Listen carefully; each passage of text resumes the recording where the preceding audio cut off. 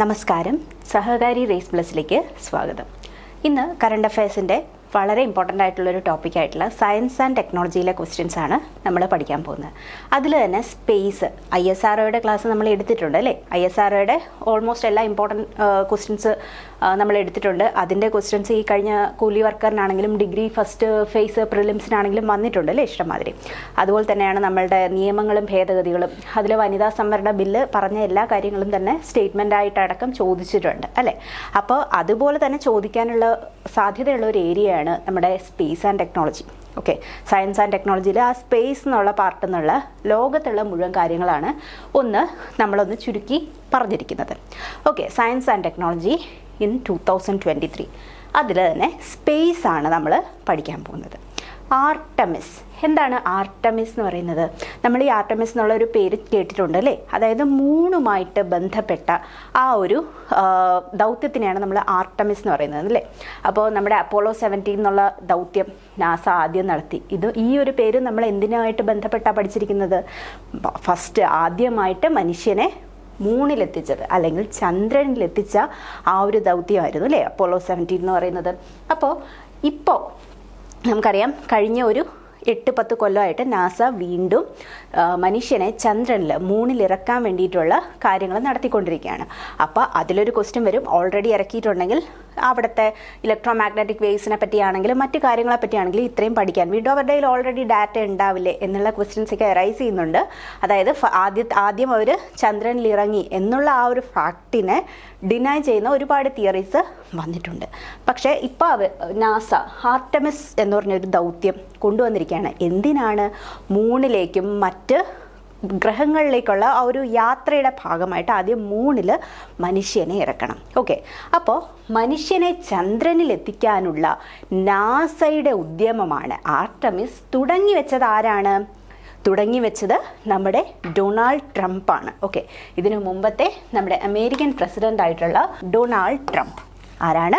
Donald Trump ആണ് ഈ ഒരു ഉദ്യമം തുടങ്ങി വെച്ചത്. വീണ്ടും മനുഷ്യനെ മൂണിലെത്തിക്കണം, അവിടെ നേരിട്ട് പോയിട്ട് കാര്യങ്ങൾ പഠിക്കണം എന്നുള്ള ആ ഒരു കാര്യം.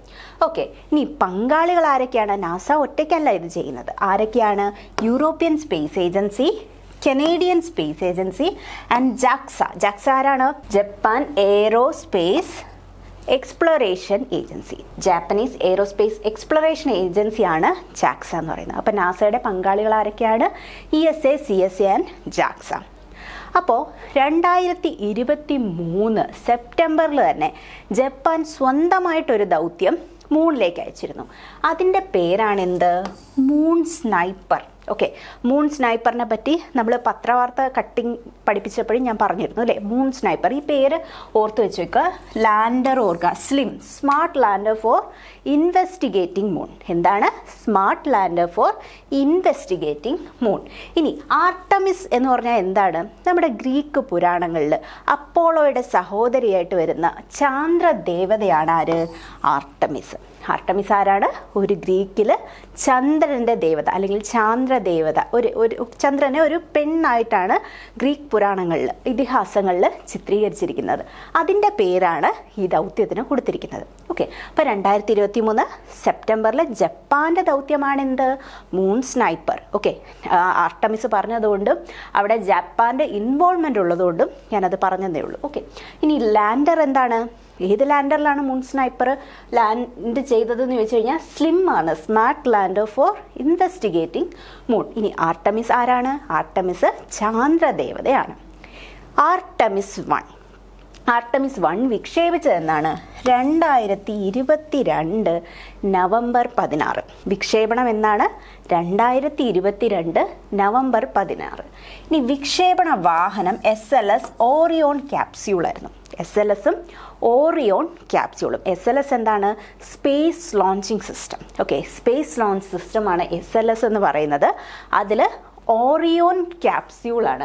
ഈ ഓറിയോൺ ക്യാപ്സ്യൂൾ എന്ന് പറഞ്ഞാൽ ആ ഒരു ചെറിയൊരു പേടകത്തിൻ്റെ ഉള്ളിലായിരുന്നു മനുഷ്യർക്ക് ഇരിക്കാൻ പറ്റുന്ന ആ ഒരു പേടകം പോലെ സെറ്റ് ചെയ്തിരുന്ന ഈ ഓറിയോൺ ക്യാപ്സ്യൂളായിരുന്നു. മനുഷ്യരായിരുന്നോ പോയത്?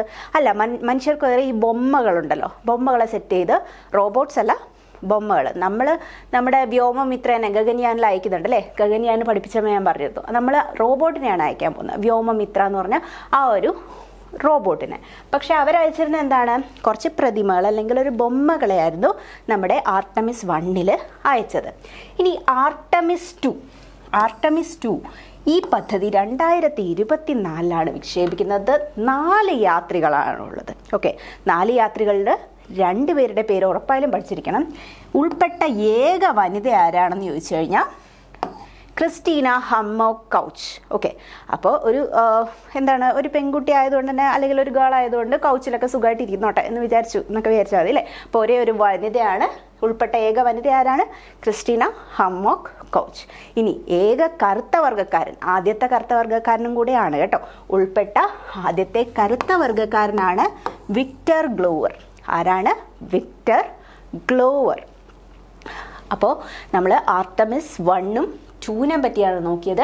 ആർട്ടമിസ് 1 എന്നാണ് വിക്ഷേപിച്ചത്? 2022 നവംബർ 16 അതിൽ ഓറിയോൺ ക്യാപ്സ്യൂൾ എന്ന് പറഞ്ഞൊരു പുതിയ ക്യാപ്സ്യൂൾ അല്ലെങ്കിൽ ഒരു പുതിയ മോഡ്യൂൾ ഇൻട്രൊഡ്യൂസ് ചെയ്തു. അതിലാണ് മനുഷ്യന് പകരം പ്രതിമകളെ ലോഞ്ച് ചെയ്തത്. അതേപോലെ തന്നെ ആർട്ടമിസ് 2 2024 വിക്ഷേപിക്കുന്നത്. 4 യാത്രികരുണ്ട്. അതിൽ ഉൾപ്പെട്ട ഏക വനിത ആരാണ്? ക്രിസ്റ്റീന ഹമ്മോക്ക് കൗച്ചാണ്. അതേപോലെ ഏക കറുത്ത വർഗ്ഗക്കാരൻ വിക്ടർ ഗ്ലോവർ. ഈ ആർട്ടമിസ് 3 2025 26 വിക്ഷേപിക്കാൻ സാധ്യതയുള്ള ഒരു ദൗത്യമാണ് ആർട്ടമിസ് 3. ഇതിലാണ് അപ്പോളോ 17 1972 ശേഷം ആദ്യമായിട്ട് ചന്ദ്രനിൽ ഇറങ്ങുന്ന ദൗത്യം വരാൻ പോകുന്നത്. ഓക്കെ, അപ്പോൾ അപ്പോളോ 17 ശേഷം ആദ്യമായിട്ട് ചന്ദ്രനിൽ മനുഷ്യൻ ഇറങ്ങാൻ പോകുന്ന ആ ഒരു ദൗത്യം വരുന്ന എപ്പോഴാണ്? 2025 26 നമ്മുടെ നാസ നടത്തുന്ന ഈ ഒരു ദൗത്യത്തിലാണ്. അതിനു വേണ്ടിയിട്ട് ഒരു ബഹിരാകാശ നിലയം വിക്ഷേപിക്കുന്നുണ്ട്. അതിൻ്റെ പേര് ഗേറ്റ് വേ.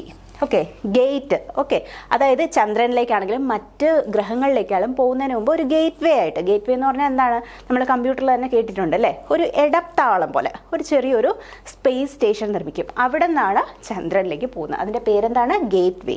ഓക്കെ, ഗേറ്റ് വേ. 2023 ഡാർക്ക് എനർജി, ഡാർക്ക് മാറ്റർ എന്നിവയെക്കുറിച്ച് പഠിക്കാൻ വിക്ഷേപിച്ച ടെലിസ്കോപ്പ് ഏതാണ്?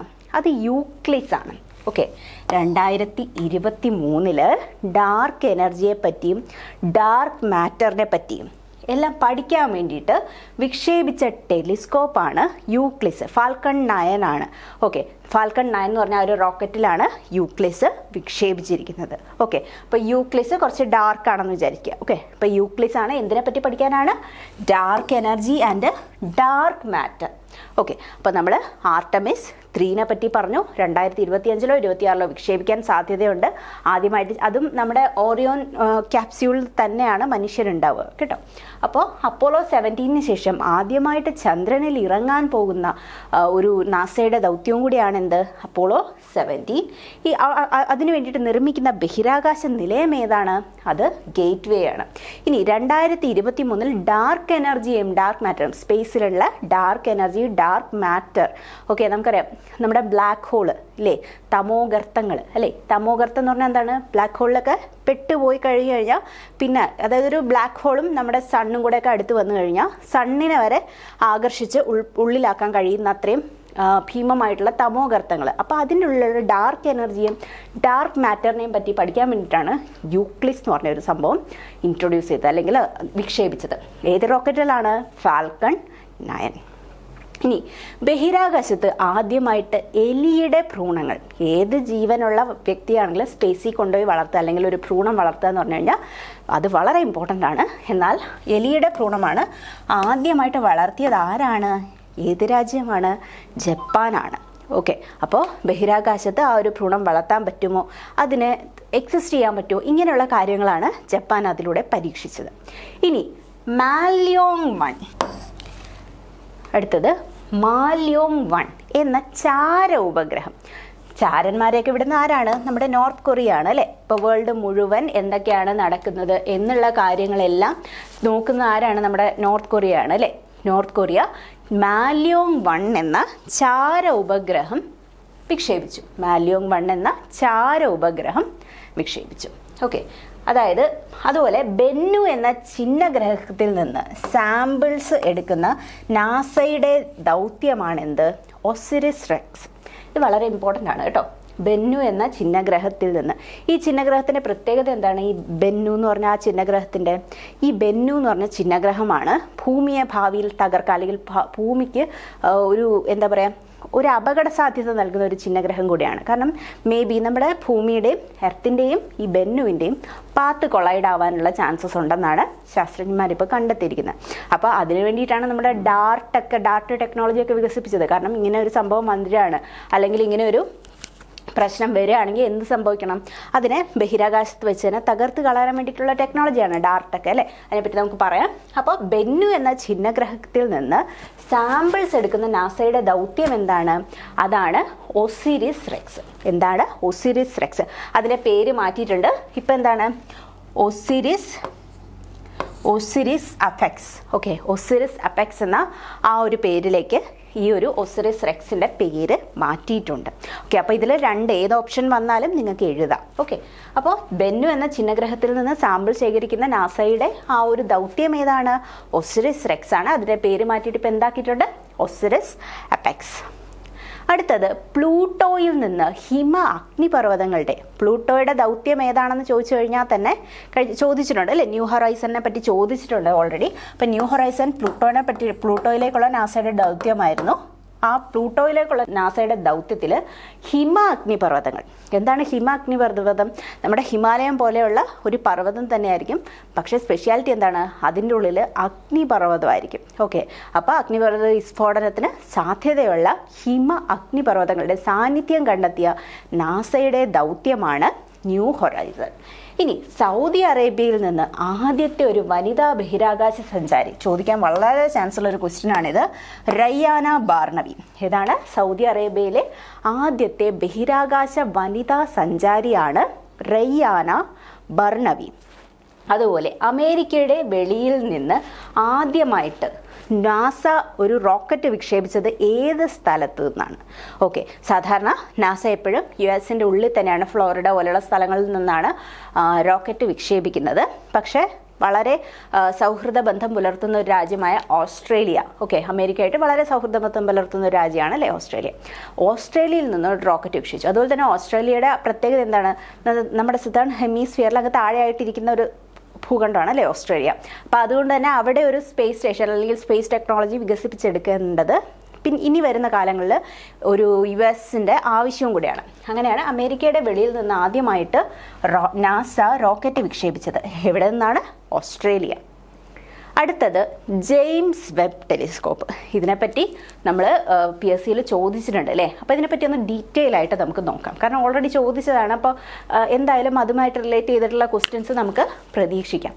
ലോകത്തിലെ ഏറ്റവും വലിയ ബഹിരാകാശ ടെലിസ്കോപ്പാണിത് ജെയിംസ് വെബ്. ലോകത്തിലെ ഏറ്റവും വലിയ ബഹിരാകാശ, ഈ ക്വസ്റ്റ്യനാണ് ചോദിച്ചിട്ടുള്ളത് അല്ലേ. ഏറ്റവും വലിയ ബഹിരാകാശ ടെലിസ്കോപ്പ് ഏതാണ് എന്ന ക്വസ്റ്റ്യനാണ് ചോദിച്ചിട്ടുള്ളത്. ആ ക്വസ്റ്റ്യൻ എന്താണ്? James Webb. ഓക്കെ, നമ്മുടെ ഹബിൾ ടെലിസ്കോപ്പിനെയൊക്കെ റീപ്ലേസ് ചെയ്ത് ഇപ്പോൾ ഏറ്റവും വലിയ ബഹിരാകാശ ടെലിസ്കോപ്പായിട്ട് മാറിയിരിക്കുന്നത് ഏതാണ്? James Webb. ഓക്കെ, ജെയിംസ് വെബിനെ ഏത് റോക്കറ്റിലാണ് വിക്ഷേപിച്ചതെന്ന് ചോദിച്ചു കഴിഞ്ഞാൽ അരിയാനെ 5. ഓക്കെ, ജെയിംസ് നന്നായിട്ട് അരിയൊക്കെ തിന്നും അല്ലേ. ഓക്കെ, ജെയിംസ് വെബ് നിക്ഷേപിച്ച റോക്കറ്റാണ് അരിയാനെ 5. വിക്ഷേപിച്ചത് എവിടെ നിന്നാണെന്ന് ചോദിച്ചു കഴിഞ്ഞാൽ അത് ഫ്രഞ്ച് ഗയാന 2021 ഡിസംബർ 25. എന്തിനാണ് ഈ 2021 കാര്യം ഇപ്പോൾ പറയുന്നതെന്ന് വിചാരിച്ചാൽ, നമ്മൾ കഴിഞ്ഞ പ്രാവശ്യം കണ്ടു അല്ലേ, 2018 ക്വസ്റ്റ്യൻ വരെ ഡിഗ്രി ലെവൽ ഫസ്റ്റ് ഫേസിൽ ചോദിച്ചിട്ടുണ്ട്. സോ നമ്മൾ കറണ്ട് അഫയേഴ്സ് എന്ന് പറഞ്ഞ് ഒരു പെർട്ടിക്കുലർ പാർട്ട് മാത്രം പഠിക്കാതെ നമ്മൾ നല്ല രീതിയിൽ കുറച്ചൊരു ഇമ്പോർട്ടൻ്റ് ആയിട്ടുള്ള കാര്യങ്ങളെങ്കിലും കുറച്ച് 4-5 കൊല്ലം വരെ ഉള്ളത്, COVID-19 പറ്റിയൊക്കെ നമ്മൾ പഠിച്ചേ പറ്റുള്ളൂ അല്ലേ. സ്ഥിരമായിട്ട് ഇപ്പോൾ ക്വസ്റ്റ്യൻ ചോദിക്കുകയാണ്, ആ സമയത്ത് ചോദിച്ചില്ലെങ്കിലും ഇപ്പോൾ റിപ്പീറ്റഡ് ആയിട്ട് ചോദിക്കുന്നുണ്ട്. ഓക്കെ, അപ്പോൾ വിക്ഷേപിച്ചത് എവിടെ നിന്നാണ്? French Guyana 2021 December 25. ഭ്രമണം ഏതാണ്? L2. നമ്മുടെ ആദ്യത്തെ L1 ആയിരുന്നു അല്ലേ. ലഗ്രാഞ്ചെ പോയിന്റ് 1-ലായിരുന്നു. അതിനെപ്പറ്റി ചോദിച്ചിരുന്നു അല്ലേ. നമ്മൾ ISROയിൽ പറഞ്ഞപ്പോഴത്തേക്കും ലഗ്രാഞ്ചെ പോയിന്റിനെ പറ്റിയും ചോദിച്ചിട്ടുണ്ടായിരുന്നു ക്വസ്റ്റ്യൻ ഈ ഡിഗ്രി ലെവൽ ഫസ്റ്റ് ഫേസിൽ. ഇവിടെ ഭ്രമണപഥം ജെയിംസ് വെബ് ടെലിസ്കോപ്പ് എവിടെയാണ് കൊണ്ടുവച്ചിരിക്കുന്നത്? ലഗ്രാഞ്ചെ പോയിന്റ് 2 ആണ്. ഏകദേശം 15 ലക്ഷം കിലോമീറ്റർ. അവിടെ ഡിസ്റ്റൻസ് ചോദിച്ചിരുന്നുണ്ട്, ഇതും ചോദിക്കാൻ ചാൻസ് ഉണ്ട്. ഓക്കെ, അപ്പോൾ ഇതിൻ്റെ ഡിസ്റ്റൻസ് ഒന്ന് പഠിച്ചു വെച്ചേക്കാം. 15 ലക്ഷം കിലോമീറ്റർ. പ്രൈമറി മിറർ അപ്പേർച്ചർ എത്രയാണെന്ന് വെച്ചാൽ 25 മീറ്റർ സ്ക്വയർ. ഓക്കെ, പ്രൈമറി മിററിൻ്റെ അപ്പർച്ചർ എത്രയാണ്? 25 മീറ്റർ സ്ക്വയർ. ഇപ്പോൾ ഏറ്റവും വലിയ ലോകത്തിലെ ബഹിരാകാശ ടെലിസ്കോപ്പ് ആയതുകൊണ്ടാണ് അതിൻ്റെ പ്രൈമറി അപ്പർച്ചറും കൂടെ ഫിസിക്സുമായിട്ട് റിലേറ്റ് ചെയ്ത് ചിലപ്പോൾ ചോദിക്കാം. ഓക്കെ, അപ്പോൾ പ്രൈമറി അപ്പർച്ചർ എത്രയാണ്? 25 മീറ്റർ സ്ക്വയർ. അപ്പോൾ ലോകത്തിലെ ഏറ്റവും വലിയ ബഹിരാകാശ ടെലിസ്കോപ്പ് ജെയിംസ് വെബാണ്. അരിയാനെ 5 എന്ന റോക്കറ്റിലാണ് വിക്ഷേപിച്ചത്. എന്നാണ് വിക്ഷേപിച്ചത്? 2021 ഡിസംബർ 25 വിക്ഷേപിച്ചത് ഫ്രഞ്ച് ഗയാനയിൽ നിന്നാണ്. ഓക്കെ, അതിൻ്റെ ഭ്രമണപഥം L2 ആണ്. L2 പോയിൻ്റാണ്. 15 ലക്ഷം കിലോമീറ്ററിലുള്ള ലഗ്രാഞ്ചെ 2 പോയിന്റിലാണ് വിക്ഷേപിച്ചത്. Mirror aperture 25 metre square. ഇനി ഈ മിറർ നിർമ്മിച്ചത് എന്തുകൊണ്ടാണെന്നും ചോദിക്കാം. ഗോൾഡ് കോട്ടഡ് ബെറിലിയം കൊണ്ടാണ്. ഈ ഏറ്റവും വലിയ ബഹിരാകാശ ടെലിസ്കോപ്പായ ജെയിംസ് വെബിൻ്റെ മിറർ, പ്രൈമറി മിറർ നിർമ്മിച്ചത് എന്ത് വെച്ചിട്ടാണ്? Gold coated beryllium. Gold coated beryllium വെച്ചിട്ടാണ് നിർമ്മിച്ചിരിക്കുന്നത്. ഈ ജെയിംസ് വെബ് എന്താണ് ചെയ്യുന്നത്? മെയിനായിട്ട് ഇതിൽ നിന്ന് നക്ഷത്രങ്ങൾ എങ്ങനെ ഉണ്ടാകുന്നു, ഇങ്ങനെയുള്ള കാര്യങ്ങൾ. നക്ഷത്രങ്ങൾ എങ്ങനെ ഉണ്ടാകുന്നു, 15 ലക്ഷം അല്ലെങ്കിൽ ഒരു 15 ദശലക്ഷം വർഷങ്ങൾക്ക് മുമ്പുള്ള നമ്മുടെ പ്രപഞ്ചത്തിൻ്റെ ഘടന എങ്ങനെയാണ്, ഇങ്ങനെയുള്ള കാര്യങ്ങളൊക്കെയാണ് നമ്മുടെ ജെയിംസ് വെബ് ടെലിസ്കോപ്പ് നോക്കുന്നത്. ആ സമയത്ത് നമ്മുടെ പത്രക്കട്ടിങ്ങളിലൊക്കെ വന്നിരുന്നു അല്ലേ, ഒരു മണൽത്തരിയുടെ ഭാഗത്തു നിന്ന് നോക്കിയിട്ടാണ് പ്രപഞ്ചം കണ്ട ചിത്രങ്ങൾ എടുക്കുകയും അങ്ങനെയൊക്കെ ചെയ്തിരുന്നു അല്ലേ. അപ്പം ഇതിൽ നിന്ന് നക്ഷത്രങ്ങൾ എങ്ങനെ ഉണ്ടാകുന്നു എന്ന് വിശകലനം നടത്തുന്ന മലയാളികളാണ് ടെസ്സി ജോസും മനോജ് പുറവങ്കരയും. ടെസ്സിയും മനോജും ആണ് നക്ഷത്രങ്ങളെ പറ്റി അവിടെ പോയിരുന്ന് പഠിക്കുന്നതെന്ന് ആയിരിക്കും. ടെസ്സി മനോജ് ഇത്രയും ഓർത്താൽ മതി. ഓക്കെ, ടെസ്സി ജോസും മനോജ് പുറവങ്കരയുമാണ് ഇതിൽ നിന്ന്, അതായത് ജെയിംസ് വെബ് ടെലിസ്കോപ്പിലൂടെ നോക്കിയിരുന്ന് രണ്ട് മലയാളികൾ നക്ഷത്രങ്ങൾ എങ്ങനെ ഉണ്ടാവുന്നെന്ന് പഠിക്കുന്നുണ്ട് അല്ലേ, അല്ലെങ്കിൽ പറയുന്നുണ്ട്. ആരൊക്കെയാ അത്? നമ്മുടെ ടെസ്സി ജോസും മനോജ് പുറവങ്കരയും. ഇനി ഇതിലും ആരുടെയൊക്കെ സംയുക്ത പങ്കാളിത്തമുണ്ട്? നേരത്തെ നമ്മൾ പറഞ്ഞു അല്ലേ, ആരൊക്കെയാണ്? ആർട്ടമിസിൽ നാസയോട് സഹകരിക്കുന്ന ആൾക്കാരാണ് യൂറോപ്യൻ സ്പേസ് ഏജൻസിയും കനേഡിയൻ സ്പേസ് ഏജൻസിയും. ജാക്സ ഇല്ല, European space agency, Canadian space agency, നമ്മുടെ നാസ എന്നിവരുടെ സംയുക്ത പദ്ധതിയാണ് എന്ത്? James Webb telescope. ഇനി ഈ പദ്ധതിക്ക് പിന്നിൽ ഇത് നക്ഷത്രങ്ങൾ എങ്ങനെയാണെന്ന് പഠിക്കുന്ന ആൾക്കാർ ടെസ്സി ജോസും മനോജ് പുറവങ്കരയാണ്. എന്നാൽ ഈ പദ്ധതി ഇംപ്ലിമെൻ്റ് ചെയ്യാൻ വേണ്ടിയിട്ട് പ്രവർത്തിച്ച രണ്ട് മലയാളികളുണ്ട്, റിജോയ് തോമസും ജോൺ എബ്രഹാം. ഈ രണ്ട് ക്വസ്റ്റ്യൻസും മാറിപ്പോവരുത്. ഒന്ന് നക്ഷത്രങ്ങളെ പറ്റി, ടെസ്സിയും മനോജും നക്ഷത്രങ്ങളെ പറ്റി പഠിക്കുന്നവരാണ്. എന്നാൽ ഈ പദ്ധതി ഇംപ്ലിമെൻ്റ് ചെയ്യാൻ സഹായിച്ച രണ്ട് മലയാളികളും കൂടിയുണ്ട്, റിജോയ് തോമസും ജോൺ എബ്രഹാമും. റിജോയ് തോമസും ജോൺ എബ്രഹാം. സൗരയൂഥത്തിന് പുറത്ത് കാർബൺ ഡൈ ഓക്സൈഡിൻ്റെ സാന്നിധ്യം തിരിച്ചറിഞ്ഞു. എന്താണ്, എവിടെയാണ് തിരിച്ചറിഞ്ഞത്? വാസ്പ് 96b എന്ന ഒരു ചെറിയൊരു ഗ്രഹത്തിലാണ്, ഉപഗ്രഹം എന്നൊക്കെ പറയാം അല്ലേ, ഒരു വളരെ ചെറിയൊരു ഗ്രഹമാണ്. ആ ഗ്രഹത്തിൽ കാർബൺ ഡൈ ഓക്സൈഡിൻ്റെ സാന്നിധ്യം തിരിച്ചറിഞ്ഞു. എന്താണ് കാർബൺ ഡൈ ഓക്സൈഡിൻ്റെ സാന്നിധ്യം തിരിച്ചറിഞ്ഞാലുള്ള പ്രത്യേകത? അവിടെ കാർബൺ സംയുക്തങ്ങൾ ഉണ്ടാവാനും ജീവൻ ഉണ്ടാവാനും ഒക്കെ വളരെ സാധ്യതയുണ്ട് കാർബൺ ഡൈ ഓക്സൈഡ് കണ്ടെത്തി കഴിഞ്ഞാൽ. ഓക്കെ, അപ്പോൾ സൗരയൂഥത്തിനും വെളിയിൽ കാർബൺ ഡൈ ഓക്സൈഡിൻ്റെ സാന്നിധ്യം തിരിച്ചറിഞ്ഞു. ആരാണിത് തിരിച്ചറിഞ്ഞത്? നമ്മുടെ ജെയിംസ് വെബ് ടെലിസ്കോപ്പാണ്. ഏത് ഗ്രഹത്തിൽ? വാസ്പ് 96b. 2024 ജനുവരിയിൽ ഏറ്റവും പഴക്കമേറിയതും ദൂരമുള്ളതുമായ തമോഗർത്തം കണ്ടെത്തി. ഓക്കെ, ഏറ്റവും പഴക്കമേറിയതും ദൂരെയുള്ളതുമായ തമോഗർത്തം കണ്ടെത്തിയതും ആരാണ്? നമ്മുടെ ജെയിംസ് വെബ് ടെലിസ്കോപ്പാണ്. ആദ്യത്തെ ചിത്രങ്ങൾ ഏതൊക്കെയാണെന്ന് ചോദിച്ചു കഴിഞ്ഞാൽ, ഖരീമ നെബുല, ഏറ്റവും തിളക്കവും വലിപ്പവുമുള്ള നെബുല, നക്ഷത്ര കൂട്ടമാണ് അല്ലേ നെബുല എന്ന് പറയുന്നത്. ഏറ്റവും തിളക്കവും വലിപ്പവുമുള്ള ഒരു നെബുല കണ്ടെത്തി. ആരാണ് കണ്ടെത്തിയത്? നമ്മുടെ ജെയിംസ് വെബ് ടെലിസ്കോപ്പാണ്. എന്താണ് പേര്? ഖരീമ നെബുല. ഓക്കെ, അതുപോലെ തന്നെ വാസ്പ് 96b എന്ന് പറഞ്ഞൊരു ചിഹ്നഗ്രഹം കണ്ടെത്തി. സതേൺ റിംഗ് നെബുല, 2000-ലധികം പ്രകാശവർഷം, അത്രയും ഡിസ്റ്റൻസ് നിന്ന് നമ്മുടെ ഈ സതേൺ റിംഗ് നെബുല എന്ന് പറഞ്ഞൊരു നെബുലയെ കണ്ടെത്തി. അതുപോലെ 5 ഗാലക്സികളുടെ കൂട്ടമായ സ്റ്റീഫൻസ് ക്വിൻറ്ററ്റ്. എന്താണ്? 5 ഗാലക്സികളുടെ കൂട്ടമായ സ്റ്റീഫൻസ് ക്വിൻറ്ററ്റ് എന്നതും കണ്ടെത്തിയത് ആരാണ്? നമ്മുടെ ജെയിംസ് വെബ് ടെലിസ്കോപ്പാണ്. James Webb telescope. അപ്പോൾ ആദ്യമായിട്ട് നമ്മുടെ ജെയിംസ് വെബ് പകർത്തിയ ചിത്രങ്ങൾ ഏതൊക്കെയാണ്? ഖരീമ നെബുലയാണ്, ഏറ്റവും തിളക്കവും വലിപ്പവും ഉള്ള നെബുലയാണ്. അതുപോലെ വാസ്പ് 96b, സതേൺ റിംഗ് നെബുല 2000-ലധികം പ്രകാശവർഷം അകലെയാണ്. അതുപോലെ 5 ഗാലക്സികളുടെ കൂട്ടമായ സ്റ്റീഫൻസ് ക്വിൻറ്ററ്റ്. എന്താണ്? 5 ഗാലക്സികളുടെ കൂട്ടമായ സ്റ്റീഫൻസ് ക്വിൻറ്ററ്റ്. ഇനി അടുത്തത് നമ്മൾ പറഞ്ഞു അല്ലേ, നമ്മുടെ ബെന്നു പോലെയുള്ള ചിഹ്നഗ്രഹങ്ങളും നമ്മുടെ എർത്തുമായിട്ട് കൊളൈഡ് ചെയ്യുക, അല്ലെങ്കിൽ ആസ്ട്രോയിഡ്സ്, പിന്നെ ഉൽക്കാപതനമൊക്കെ ഉണ്ടാകുന്നത് തടയാൻ വേണ്ടിയിട്ട് നമ്മുടെ ഭൂമിക്ക് വലിയ നാശനഷ്ടങ്ങൾ ഉണ്ടാവും അല്ലേ. നമുക്കറിയാം ദിനോസേഴ്സ് അല്ലെങ്കിൽ ഡൈനോസേഴ്സ് എങ്ങനെയാണ് വംശനാശം വന്നതെന്നാണ് പറയുന്നത്. ഉൽക്കാപതനത്തിലൂടെയാണ് വംശനാശം സംഭവിച്ചതെന്നല്ലേ പറയുന്നത് അല്ലേ.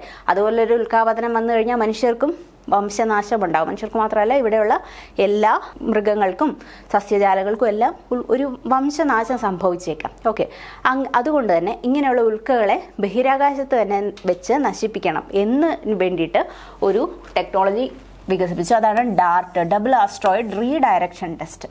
എന്താണ്? കംപ്ലീറ്റ് ആയിട്ടൊന്നും നശിപ്പിച്ചില്ലെങ്കിലും ഈ ഉൽക്കകളുടെ ഗതിയെങ്കിലും മാറ്റിവിടണം, ഇതാണ് ഉദ്ദേശം. Okay, double asteroid redirection test വിക്ഷേപിച്ചത് എന്നാണ്? 2021 നവംബർ 24. വീണ്ടും നമ്മുടെ ഏത് റോക്കറ്റാണ്? ഫാൽക്കൺ 9. അപ്പോൾ ഫാൽക്കൺ 9 ഒരു ക്വസ്റ്റ്യൻ വന്നിട്ടുണ്ടായിരുന്നു അല്ലേ PSCയിൽ. എന്താണ് ഏറ്റവും വലിയ റോക്കറ്റ്, അല്ലെങ്കിൽ പ്രൈവറ്റ് ആയിട്ട് നിർമ്മിച്ചാൽ ഏറ്റവും വലിയ റോക്കറ്റ് ഏതാണെന്ന് ചോദിച്ചു കഴിഞ്ഞാൽ അത് ഫാൽക്കൺ 9 ആയിരുന്നു. ഏറ്റവും വലിയ റോക്കറ്റും അത് തന്നെയായിരുന്നു. പക്ഷേ ഇപ്പോൾ ഈ അടുത്ത് നമ്മുടെ സ്പേസ് എക്സ് നിർമ്മിച്ചതിൽ സ്റ്റാർഷിപ്പ് എന്ന് പറഞ്ഞ റോക്കറ്റാണ് ഇപ്പോൾ ഏറ്റവും വലുത്. ഓക്കെ, അപ്പോൾ അതും കൂടെ ഒന്ന് ഓർത്ത് വെച്ചേക്കുക. പരീക്ഷണാടിസ്ഥാനത്തിൽ കൂട്ടിമുട്ടച്ച ഒരു ചെറിയൊരു ചിഹ്നഗ്രഹമുണ്ട്, അതാണ് ഡൈമോർഫോസ്, അല്ലെങ്കിൽ ഒരു ചെറിയ ഉൽക്കാ കഷ്ണം പോലെ കിടക്കുന്ന ഒരു സംഭവമായിരുന്നു ഡൈമോർഫോസ്. അപ്പോൾ ഡൈ എന്ന് പറഞ്ഞിട്ട് നമ്മുടെ ഡാർട്ട് കൊണ്ടിടിപ്പിച്ച് അത് ഡൈ ആയി എന്ന് വിചാരിച്ചാൽ മതി. ഓക്കെ, പരീക്ഷണാടിസ്ഥാനത്തിൽ കൂട്ടിമുട്ടച്ചത് എന്താണ്? ഡൈമോർഫോസ്. അതുപോലെ തന്നെ ഭൂമിക്ക് അപകടം ഉണ്ടാക്കാവുന്ന ചിഹ്നഗ്രഹം ഏതാണ്? അത് ബെന്നു ആണ്. ഏതാണ്? ബെന്നു ആണ് ഭൂമിക്ക് അപകടമുണ്ടാക്കിയേക്കാവുന്ന ഒരു ചിഹ്നഗ്രഹം. 2023 ജൂലൈയിൽ വിക്ഷേപിച്ച ലോകത്തിലെ ഏറ്റവും വലിയ സ്വകാര്യ വാർത്താവിനിമയ ഉപഗ്രഹം. എന്താണ്? സ്വകാര്യ എന്ന് പറഞ്ഞൊരു വാക്ക്. ഏറ്റവും വലിയ വാർത്താവിനിമയ ഉപഗ്രഹമല്ല, ഏറ്റവും വലിയ സ്വകാര്യ വാർത്താവിനിമയ ഉപഗ്രഹമാണ് ജൂപ്പിറ്റർ 3. ജൂപ്പിറ്റർ എന്ന് പറഞ്ഞു കഴിഞ്ഞാൽ നമുക്കറിയാം വലുതാണ് അല്ലേ, ഏറ്റവും വലിയ ഗ്രഹമാണ്. അപ്പോൾ ജൂപ്പിറ്റർ 3 ആണ് ഏറ്റവും വലിയ സ്വകാര്യ വാർത്താവിനിമയ ഉപഗ്രഹം. അടുത്തത് വിക്ഷേപണ സ്ഥലം എവിടെയാണ്? വീണ്ടും കെന്നഡി സ്പേസ് സെൻറ്റർ തന്നെയാണ് കേട്ടോ, കെന്നഡി സ്പേസ് സെൻറ്റർ തന്നെയാണ്. അടുത്തത് ക്ഷീരപഥത്തിന് വെളിയിൽ തോഷിഹിറോ ഫുജി. ഓക്കെ, എന്താണ് തോഷിഹിറോ ഫുജി? ജാപ്പനീസ് വേർഡാണ്, കേൾക്കുമ്പോൾ തന്നെ അറിയാം അല്ലേ. കണ്ടെത്തിയ ഭൂമിയിലേക്കുള്ള ശക്തിയേറിയ രണ്ടാമത്തെ കോസ്മിക് കിരണം. ഓക്കെ, എന്താണ്? അമോടെറസു. നമുക്കറിയാം കോസ്മിക് കിരണങ്ങളുടെ പ്രത്യേകത എന്താണ്? വളരെ സ്ട്രെങ്ത് അല്ലെങ്കിൽ വളരെ എനർജി കൂടിയ റേസ് ആണ് കോസ്മിക് റേസ് എന്ന് പറയുന്നത്. അപ്പോൾ ഏറ്റവും സ്ട്രെങ്ത് ഏറിയത് അല്ലെങ്കിൽ ഒന്നാമത്തെ ശക്തിയേറിയ ആ ഒരു കോസ്മിക് റേയുടെ പേര് ഓ മൈ ഗോഡ് എന്നാണ്. Okay, oh my god particle എന്നാണ് ഏറ്റവും ശക്തിയേറിയ അല്ലേ. ഏറ്റവും ശക്തിയുള്ളത് ആർക്കാണ്? ഗോഡിനാണ് അല്ലേ. അതുമായിട്ട് റിലേറ്റ് ചെയ്തിട്ട് ഓർത്ത് വയ്ക്കുക. ഓ മൈ ഗോഡ് എന്ന ആ ഒരു പാർട്ടിക്കിളിനാണ് ശക്തിയേറിയ കോസ്മിക് കിരണം. രണ്ടാമത്തെ ആരാണ് കണ്ടുപിടിച്ചത്? ഒരു ജാപ്പനീസ് ശാസ്ത്രജ്ഞനായ തോഷിഹിറോ ഫുജി കണ്ടെത്തിയ അമോടെറസു. സൂര്യദേവൻ എന്നാണ് കേട്ടോ അർത്ഥം. സൂര്യന് ഭയങ്കര ശക്തിയല്ലേ, അപ്പോൾ സൂര്യദേവൻ, ഗോഡ് കഴിഞ്ഞാൽ സൂര്യനാണ് ശക്തി എന്നൊക്കെ ഓർത്ത് ജസ്റ്റ് ഒന്ന് കണക്ട് ചെയ്ത് വയ്ക്കുക. ഓക്കെ, അപ്പോൾ ഏറ്റവും ശക്തിയേറിയ കോസ്മിക് കിരണം ഏതാണ്? Oh my ഗോഡാണ്. സെക്കൻഡ് ഇപ്പം അടുത്ത് കണ്ടുപിടിച്ചിട്ടുണ്ട്, തോഷിഹിറോ ഫുജി കണ്ടെത്തിയ അമോടെറസു. സൂര്യദേവൻ എന്നർത്ഥം വരുന്ന അമോടെറസു. ഓക്കെ, ടെറസിൽ നന്നായിട്ട് സൂര്യൻ്റെ വെളിച്ചമൊക്കെ കിട്ടും അല്ലേ. അപ്പോൾ നല്ല ശക്തിയുള്ള കിരണം എവിടെയാണ് കിട്ടുന്നത്? ടെറസിലാണ്. അമോടെറസു രണ്ടാമത്തെ ആളാണ്. ഓ മൈ ഗോഡ്, ഗോഡിനാണ് ഏറ്റവും ശക്തി. വൈനു ബാപ്പുവിന് ശേഷം ചിഹ്നഗ്രഹത്തിന് നൽകപ്പെട്ട മലയാളി ശാസ്ത്രജ്ഞൻ്റെ പേര് ആരാണ്? അശ്വിൻ ശേഖർ. സ്പേസ് ടെക്നോളജിയിൽ ഒരുപാട് നേട്ടങ്ങൾ ഉണ്ടാക്കിയിട്ടുള്ള അശ്വിൻ ശേഖറിൻ്റെ പേരാണ്, മലയാളി ശാസ്ത്രജ്ഞനായ അശ്വിൻ ശേഖറിൻ്റെ പേരാണ് പുതുതായിട്ട് കണ്ടെത്തപ്പെട്ട ഒരു ചിഹ്നഗ്രഹത്തിന് നൽകപ്പെട്ടത്. വൈനു ബാപ്പുവിന് ശേഷം ആദ്യമായിട്ടാണ് ഒരു ചിഹ്നഗ്രഹത്തിന് ഒരു മലയാളി ശാസ്ത്രജ്ഞൻ്റെ പേര് നൽകുന്നത്. അപ്പോൾ ഇന്ന് സ്പേസ് ടെക്നോളജിയിൽ കുറച്ച് ഇമ്പോർട്ടൻ്റ് ആയിട്ടുള്ള ന്യൂസുകളാണ് നമ്മൾ പഠിച്ചത്. 2023 ഏകദേശം ഓൾമോസ്റ്റ് ഇമ്പോർട്ടൻറ്റ് ന്യൂസസ് ISROയുടെ സെപ്പറേറ്റ് ക്ലാസ് ആയിട്ട് നമ്മൾ പറഞ്ഞിട്ടുണ്ട്. അതിൽ 2024 വരുന്നതും എക്സ്ട്രാ ന്യൂസ് ഉള്ളതും ഞാൻ മറ്റൊരു ക്ലാസ്സിൽ നൽകാം. അല്ലാതെ ബാക്കിയെല്ലാം ഓൾമോസ്റ്റ് സ്പേസ് എന്ന് പറഞ്ഞ ആ ഒരു പാർട്ടിൽ കംപ്ലീറ്റ് ആയിട്ടുണ്ട്. അപ്പോൾ എല്ലാവരും നന്നായിട്ട് വരുന്ന സെക്കൻഡ് ഫേസ് ആണെങ്കിലും ഡിഗ്രി സെക്കൻഡ് ഫേസ് ആണെങ്കിലും എഴുതുക. കറണ്ട് അഫയേഴ്സിൻ്റെ ഇമ്പോർട്ടൻസ് ഇപ്പോൾ ഈ ഒരു 10th ലെവൽ എക്സാം നടന്നതിലൊക്കെ വളരെയധികം, ഏകദേശം 18-20 ക്വസ്റ്റ്യൻസിൽ 18 എണ്ണത്തോളം വന്നിട്ടുണ്ട് നമ്മുടെ ക്ലാസ്സിൽ നിന്ന് ഓൾറെഡി. ഓക്കെ, അപ്പോൾ എല്ലാം ഒന്ന് ചെക്ക് ചെയ്യുക. അതിനുശേഷം ഈ വരുന്ന എക്സാംസും നന്നായിട്ട് എഴുതുക. ഓക്കെ, അപ്പോൾ നെക്സ്റ്റ് ക്ലാസ്സിൽ വരുന്നവരെ നമുക്ക് കാണാം. ബൈ.